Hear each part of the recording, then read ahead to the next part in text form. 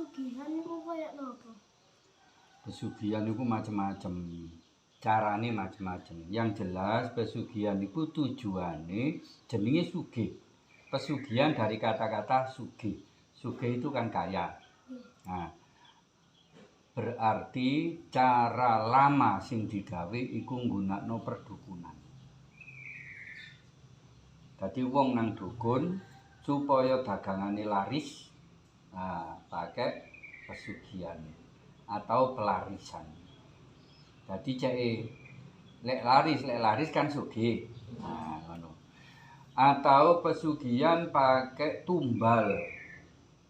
Nah, ini si ono sampai saiki. Pesugihan pakai tumbal iku ngene. Saumpama Miko, ya. Miko iki pengusaha rumah makan, katakanlah pengusaha rumah makan. Apa jenenge rumah makannya gede. Nah, supaya rumah makan iku jalan terus laris. Terus Miko iku duwe anak telu. Nah, iku moro gawe perjanjian ambek dukune. Gawe perjanjian kon kudu ngorbano anakmu. Ngono jare dukune. Dadi engko anake dicupuk situk-situk. Anak pertama dicupuk mati, mbuh mati keleleken, keselek, mbuh mati kecelakaan, mbuh mati opo. Iku ngono. Dadi ana perjanjian ambek dukun. Lah dukun iku mang perjanjiane ambek setan. Iku gawe tumbal. Utawa tumbal mang teko pembantune. Dadi saben ana pembantu mesti mati. Nah, ana sing gawe ngono. Ana maneh gawe pesugihan model babi ngepet. Dadi ana wong diwuruki ambek dukun, dikandani dukun, terus dhek iso sugih tapi carane gawe babi ngepet. Dhek dadi babi, wong iku mang malah dadi siluman babi. Terus engko mara nang omahe wong sugih-sugih. Babi ku. Teko njabane omah iku mang hartae wong iku mang mbok dhuwit, mbok emas, mbok apa disedot ambek babi. Dadi nyolong babine. Nyolong tapi gak mlebu nang omahe wong. Teko ngarepe pager ngene iso. Asal pagere aja ado-ado ya, lek pagere ado halamane ado kaya toko pager kono nang ngene masjid gak tutup. Kadoan. Dadi lek pager ndek, misale kaya Mbak Mina iku ngarepe ana pagere, nah iku babi iku ana ngarepe pager ngono ae. Iku hartae iso disedot. Ana maneh sing model tuyul. Nah, tuyul ngene, tuyul dan Mbak Yul ya. Nah, iku nyolongan duit tuyul iku. Dadi pesugihan iku macam-macam carane. Ana sing gawe pelarisan, ana sing gawe tuyul, ana sing gawe apa mang jenenge? Babi ngepet, ana sijine mang apa? Tumbal. Nah, tumbal iku ya ngono iku, gawe engko dikei dukun iku mang mbok apa didelen nang omahe utawa didelen nang warunge. Terus engko tapi anake utawa tumbal sapa pembantune iku mesti engko dicupuk. Saben taun dicupuk situk mati. Iku macam-macam ya. Lah kabeh iku ya apa hukumnya? Haram. Hukumnya haram. Menggunakan cara-cara selain yang diajarkan oleh Allah dan Rasulullah itu hukumnya haram.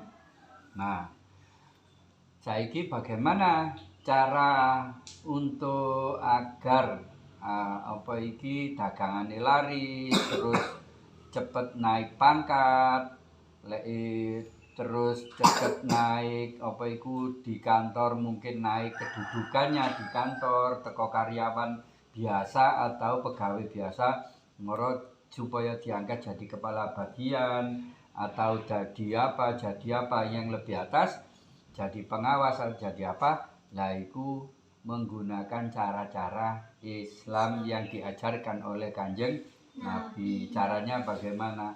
Sholat malam. Sholat 5 waktu jangan ditinggal, ditambahi sholat-sholat sunnah. Itu kata Allah dalam surat Al-Isra, sholat malam, wa minal laili fatahajjad bihi nafilatan lak asa ayyabroka maqamam mahmuda. Jadi sholat malam itu sangat disukai oleh Allah dan meningkatkan kedudukan. Lah, maksudnya kedudukan di mana? Baik di dunia maupun di akhirat, baik di mata manusia maupun di mata Allah. Jadi orang-orang yang suka sholat malam itu yang baik di sepertiga malam. Kalau malam itu mulai maghrib sampai subuh, jenenge malam itu mulai maghrib sampai subuh, lah dipotong sepertiga itu yang bagaimana? Sepertiga terakhir, berarti kira-kira mulai jam 2 atau setengah 2. Boleh jam 3-nya boleh jam 2-nya, boleh setengah 2-nya, boleh jam 1 juga boleh sholat. Ya. Itu cara-cara Islam. Terus di situ kan hening ya, kan kabeh wong padha turu ya. Awake dhewe tok sing kepingin dagangan laris atau naik pangkat, iku berdoa kepada Allah. Wiritan mari salat, terus wiritan sing dawa, apa sing dikepingini misale kepingin rezekine lancar, ya rozak, ya rozak. Jadi asma Allah yang disebut itu ya rozak, terus ya fatah, ya alim, ya hayu, ya koyum. Mari ngono apa man lek disebut kabeh, ya latif, ya latif, ya latif. Nah itu lek disebut asmaul husna yang 99 mulai ya Rahman, ya Rahim, ya Malik, ya Kudus terus sampai ya Sobur. Nah, itu insya Allah akan cepat dikabulkan oleh Allah. Apapun keinginanmu, pingin naik pangkat, kepingin pinter sekolahmu, pingin cerdas otakmu, baca yang banyak, ya alim, pen dulinan, ambil muni, wiritan, ya alim, ya alim, ya alim. Ya alim. Ya alim toh, tapi kesadarannya nang Allah. Ya alim itu salah satu namanya Allah di dalam Asmaul Husna. Pen pinter ngono caranya. Ya alim, ya alim, ya alim. Itu cara-cara agama. Jadi tidak boleh pakai cara-cara dukun, nggih. Koyok sampai gawe pesugihan, gawe macam-macam, tidak boleh, nggih. Wahira itu yang ini kono Mekah kono. Wahira itu cedek ambek Masjidil Haram. Cedek kira-kira 5 kilo apa 6 kilo dari Masjidil Haram di dalam kota Mekah. Wahira itu dhuwur. Apa Pasrono iku gununge kaya putukan kulon iki ya sak mono kira-kira. Terus ana linciping ini. Nah, Wahira. Enten pinggire. Sing enten dua. Dua apa? Dua tinggi. Dua tinggi ya wis. Niku ten Mekah lah enten pakar niku pakar. Nah ya dudu kan hubungane. Iki Gua Hira itu gua yang pertama Rasulullah menerima wahyu. Surat apa? Al-Alaq. Berapa ayat? 5 ayat. Terus bagaimana keadaan Rasul ketika mendapatkan surat Al-Alaq? Oh, gemeter wedi gak karu-karuan. Lihat wajah. Melihat wajah Jibril keluar dari gua, melihat wajah Jibril, langit ini tertutup ambek wajah Jibril kabeh. Saking gedene wong. Nah, kaya ngono. Itu gua di Gua Hira. Jadi Rasulullah kemudian lari pulang mulih setelah mendapatkan. Nah, ketika mendapatkan surat Al-Alaq itu bagaimana? Disuruh membaca Iqra. Ngono, ambek malaikat Jibril dikon. Terus jare Nabi Muhammad, aku gak iso maca. Wocon, aku gak iso maca. Sampai bolak-balik dikon, wocon, aku gak iso maca. Akhirnya Iqra terus didikte oleh malaikat Jibril. Iqra bismi rabbikal ladzi khalaq. Rasulullah itu punya ingatan yang kuat, gak lalian wong. Cuman kadang-kadang digawe lali ambek Allah. Itu menunjukkan bahwa manusia itu punya sifat lupa gitu. Jadi kabeh termasuk Rasulullah itu lupa. Sakjane asline Rasulullah itu ingatannya kuat sekali sehingga tidak ada yang dilupakan. Tapi Allah kadang-kadang menguji Rasulullah itu dengan lupa. Moro lapo digawe lali, mali keliru lah. Justru dari kelirune iku mau menimbulkan hukum baru di dalam agama. No. Jadi bukan kesalahan koyo awake dhewe.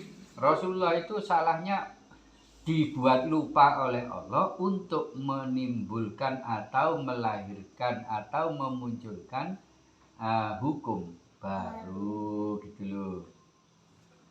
Kayak bagaimana sujud sahwi ketika lupa, caranya sujud sahwi ya apa?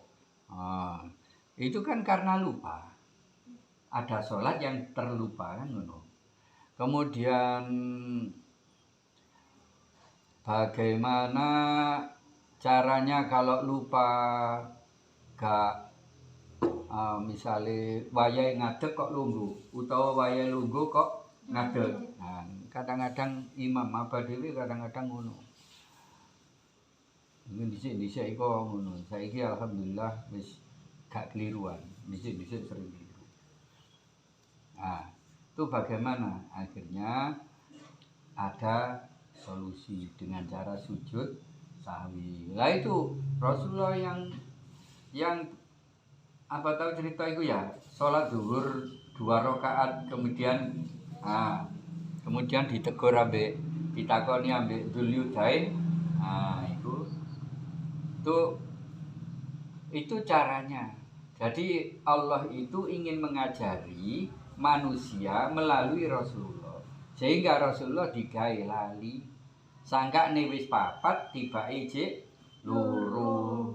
Akhirnya balik kondur, kate kondur ditakoni ambek Dzulyadain. Lah itu cara-cara Allah mengajari manusia lewat Rasulullah. Jadi Rasulullah digawe keliru itu bukan karena Rasulullah keliru, bukan, tapi digawe keliru, digawe lali ambek Allah supaya Allah memunculkan hukum baru gitu. Jadi kembali pada pertanyaan, Gua Hira adanya di Mekah dekat dengan Masjidil Haram, kira-kira 5 kilo apa 6 kiloan sekitar. Saat adzan niku tangan selalu di telinga. Enggak harus ya. Saat azan tangan enggak harus selalu di telinga. Boleh tangan ini oleh, boleh sendakep ini oleh. Cuman dulu ceritanya si sapa iki pertama iku Bilal bin Rabah itu menutup telinganya dengan ya sembuh apa alasannya pokoknya gini.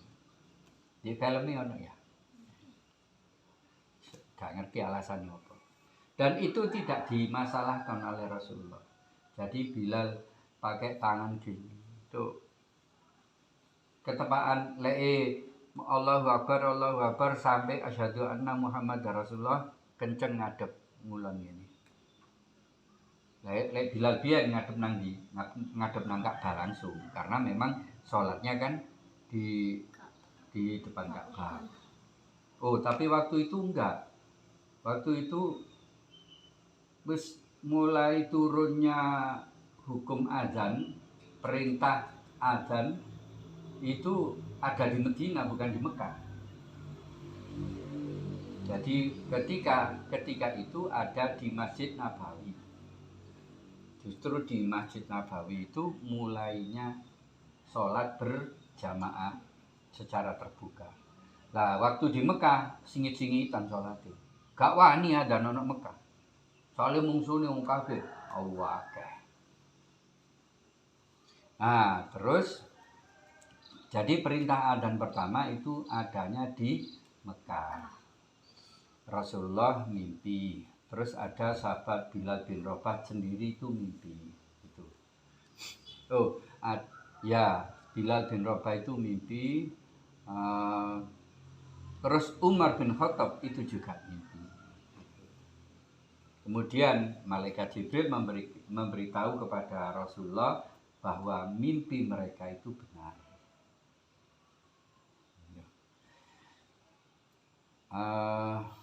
Begitu ya soal adzan.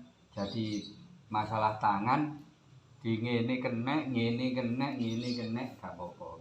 Cuman sing sering itu ini nutupi kuping, rada nutupi kuping ini. Ya apa sing enak? Ngene. Ini apa ngene? Terserah ya. Cek repot-repot. Agama ini enggak kaku gitu ya. Soal ngono-ngono itu enggak apa-apa. Jangankan mek ndele tangan, adzan niku lho. Saumpama pian gak adzan yo gak apa-apa. Ngene lho. Tapi harus ada orang lain yang adzan. Itu namanya fardu kifayah. Fardu kifayah itu adalah fardu atau kewajiban yang apabila ada orang lain melakukan, yang lain itu sudah terwakili. Ngono, itu namanya fardu kifayah. Tapi kalau fardu ain itu monggo teng lebet mawon, Pak. Monggo niki digeser, lawangi geseran. Monggo. Nah, kalau fardu ain itu kewajiban sendiri-sendiri. Jadi apa iki? Kayak sholat, puasa, zakat, haji. Nah, itu fardu ain. Terus baik kepada orang tua, baik kepada tetangga, baik kepada teman, baik kepada binatang, kepada alam ini semua, itu fardu ain. Itu jadi kewajiban masing-masing sendiri. Mulai gak memenuhi kewajiban, gak nurut nang perintah Allah berarti. Nek gak nurut berarti diancam neraka gitu. Jadi ya itu soal menaruh tangan begini itu gak masalah. Gitu. Cuman biyen anjane niru sapa Bilal bin Rabah. Tangannya begini. Nah, Masjid apa yang pertama dibangun Rasulullah? masjid apa yuk? Ayo, cedek Medina ini masjidnya. Jadi Rasulullah waktu itu mau masuk Medina waktu apa? Jenenge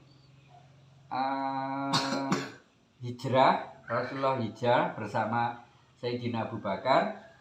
Mau masuk gerbang Medina itu di situ ada tanah, terus Rasulullah di situ membangun masjid. Dibangun bagaimana Rasulullah berdua mbek si siapa? Sayyidina Abu Bakar. Carane mosok Rasulullah gawe lulu moro di enggak. Bangune masjid itu mek ditotoi botolnya.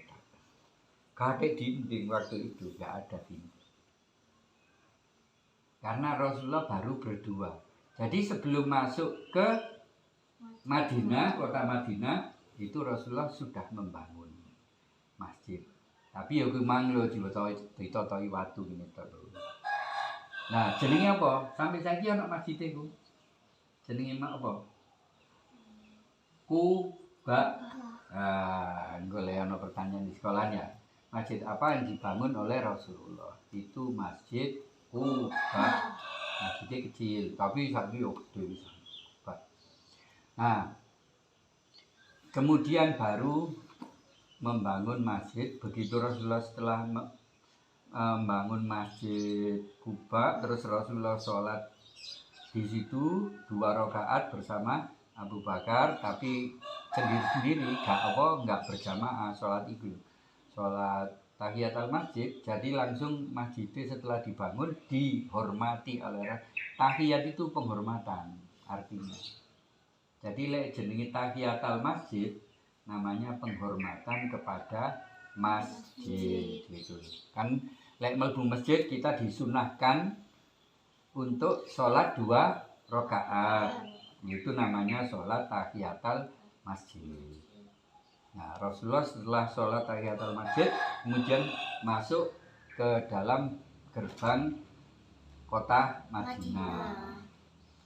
Nah, di situ disambut oleh orang-orang Madinah. Yang nyambut Rasulullah bukan hanya orang Islam, karena waktu itu masih belum sudah Islam sih, karena sudah ada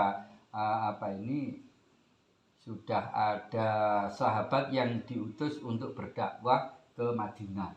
Namanya waktu itu masih Yathrib. Nah, terus apakah waktu itu yang menyambut Rasulullah hanya orang Islam? Enggak, orang Islam masih sedikit. Yang banyak orang Yahudi dan Nasrani. Jadi wong Kristen, wong Yahudi waktu itu justru lebih banyak.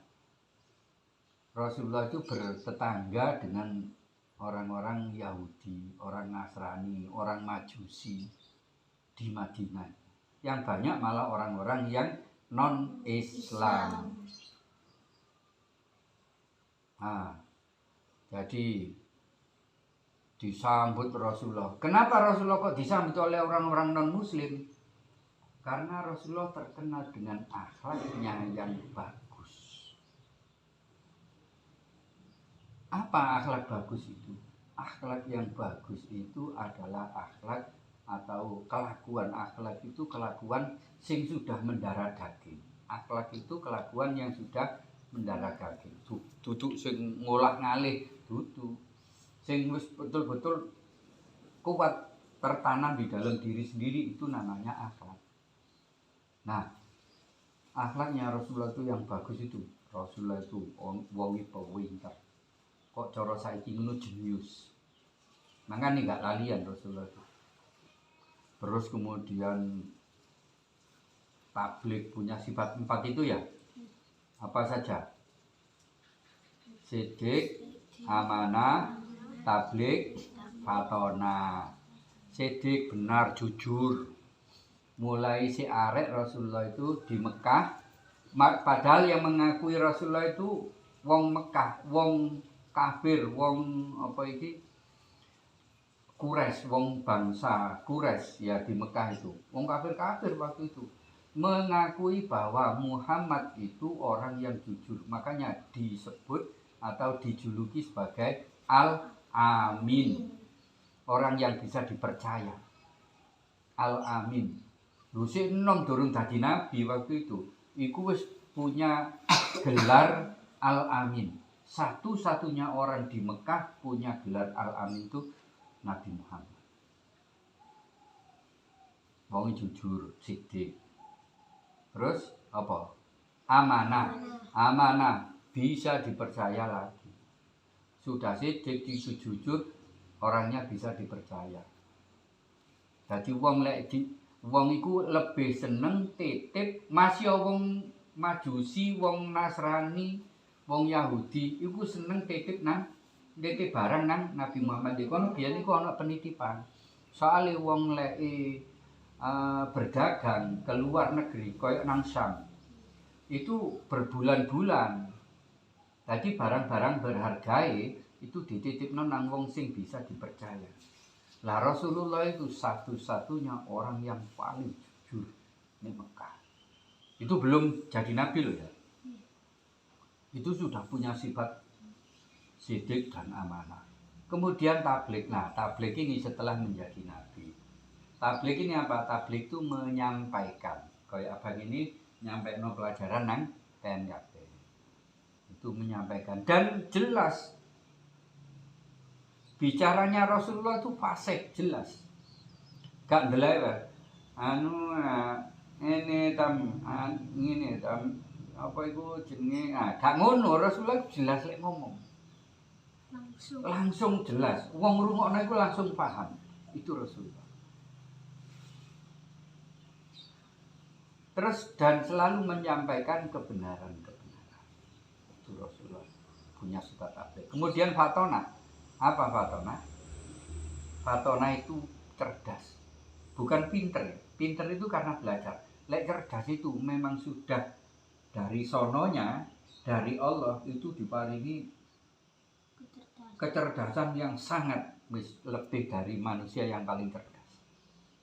Bahkan di dalam buku ono sing apa tahu maca titik tapi ono buku 100 tokoh dunia. Yang pertama, padahal iku sing nulis wong Kristen itu. 100 tokoh top dunia. Yang pertama siapa? Nabi Muhammad. Yang kedua Nabi Isa. Yang ketiga baru Albert Einstein. Tokoh di wong Kristen mengakui kecerdasan Nabi Muhammad. Nah, iku jadi wis awak dhewe duwe nabi jenenge Nabi Muhammad itu wis harus bersyukur sekali. Dan setelah bersyukur, syukur yang baik itu adalah syukur yang diikuti dengan sikap dan akhlak yang meniru Nabi Muhammad gitu. Tadi pengen lek niru kudu pintar karena Nabi Muhammad itu orangnya jenius, bukan hanya cerdas biasa, jenius. Tahu masa lalu dan tahu masa depan, itu Rasulullah. Kenapa kok begitu bisa tahu? Gandengane malaikat Jibril gitu masalahnya, koncone iku malaikat Jibril. Pengen koncone jin setan gendruwo ngono ya beda. Nabi Muhammad koncone malaikat Jibril. Jadi yo jelas berita-berita dari Allah itu disampaikan kepada Nabi Muhammad melalui malaikat